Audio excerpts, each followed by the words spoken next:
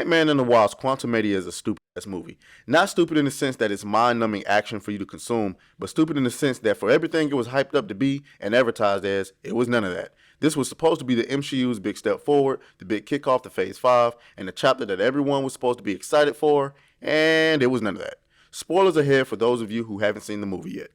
We start off with Paul Rudd's character Scott Lang recapping his life since the events of Endgame. I won't lie, the opening of this movie made me smile a little bit. It was nice to continue to see characters address the blip-sized elephant in the room and how their lives had been affected since. This gave me hope that perhaps the movie wouldn't be as bad as the critics claimed it to be, but I was wrong. I was very, very wrong.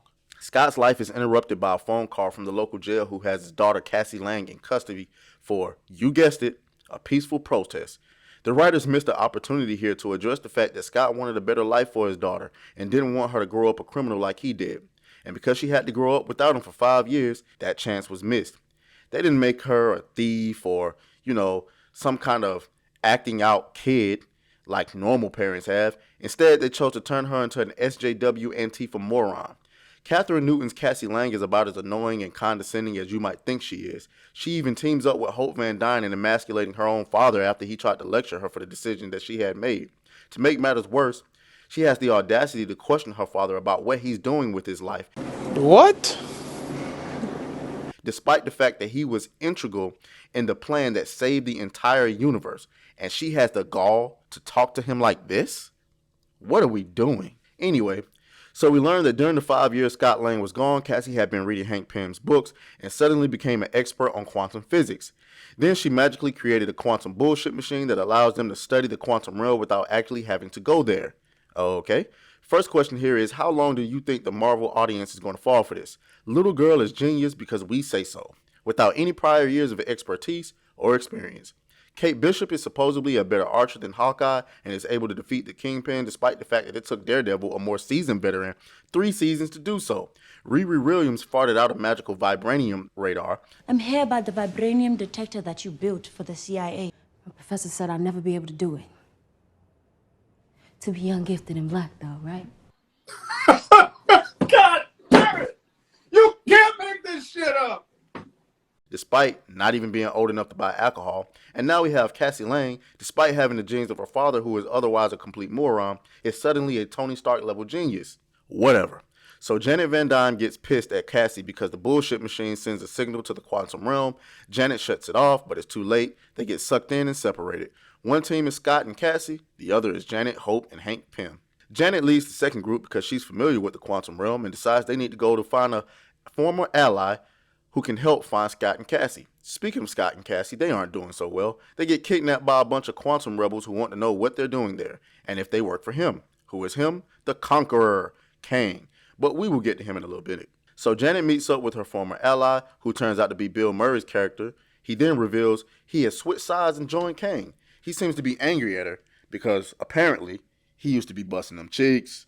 And I'd imagine she was probably the closest thing to a normal vagina he'd ever see down there. But that's a conversation for another day. Though his plan fails because Janet and company fight their way out, learning that Kang had sent Modoc after Scott, she steals a ship and heads to the place where we learn the nucleus of what the plot is. Basically, Kang was banished to the quantum realm. Janet saved his life and agreed to help him rebuild his ship after he promised he could get her back to her timeline. The orb he needed had been sabotaged, and after years of struggling, they finally fixed it. Except the orb had a major flaw. It was connected to Kang's mind, and Janet touched it, revealing that Kang was secretly an interdimensional homicidal maniac who intended to destroy entire timelines once he was set free. So she sabotaged the orb again by hitting it with Pym particles and making it huge. This is all well and good, but then that begs the question, why the fuck would Janet Van Dyne not alert the Avengers, who used the quantum realm to save the universe and use it again to return the Infinity Stones to their timeline, that there is a threat worse than Thanos down in the quantum realm? I mean, wouldn't there be concern that somebody in the Avengers could possibly meddle with the quantum realm again, and you would want to warn them against doing that? Far be it from me to question the plot. Let me gather myself. Anyway, so Modoc shows up to snatch Scott and Cassie. By the way, I have no problem with Modoc's design. He looks ridiculous, but that's the entire point. More on Modoc later. Kang reveals himself to Scott and tells him to help him fix his orb or he will kill Cassie. Scott agrees. Scott travels down to find the orb, shrink it, and we go through 20 minutes of useless CGI Scott fighting against thousands of copies of himself for absolutely no reason other than to show he's persevering. He's saved by Hope Van Dyne, which makes all of that obsolete. He shrinks the orb, returns to Kang, who double crosses him, kidnaps Janet Van Dyne, and races off to start his engine. Elsewhere, Cassie Lang manages to escape. She breaks out Lady Boss Jentora from the Quantum Rebels and gives the worst motivational call to action speech ever heard in any movie. So naturally, all of the Quantum Rebels got motivated and stormed Kang's kingdom to fight. What?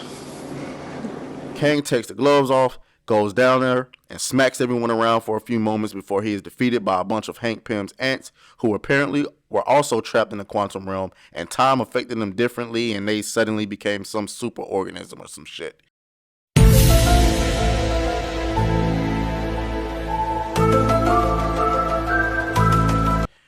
Right.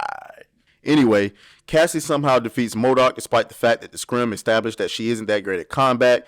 Hank, Hope, Cassie, and Janet return back to the normal world. Before Scott could, he is attacked by Kang. Kang starts whipping his ass, but Hope comes back through the portal and saves Scott, trapping Kang in his own engine, and I don't know whether or not Kang is actually dead.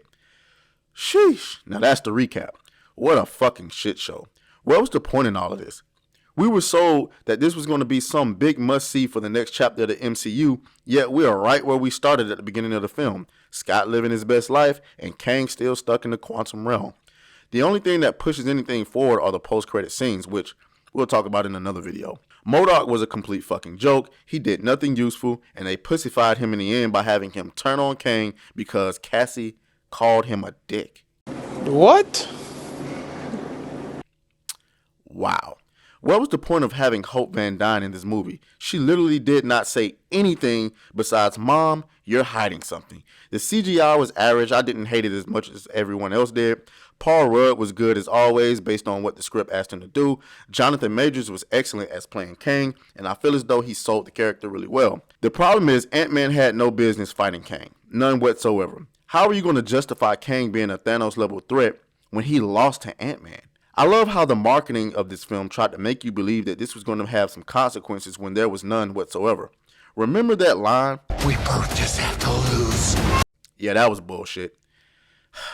Fortunately, I have to give this film a 5 out of 10. Do not go and see this. Wait for it to hit streaming. A small price to pay for salvation. You think that I'm an answer if you ain't mine?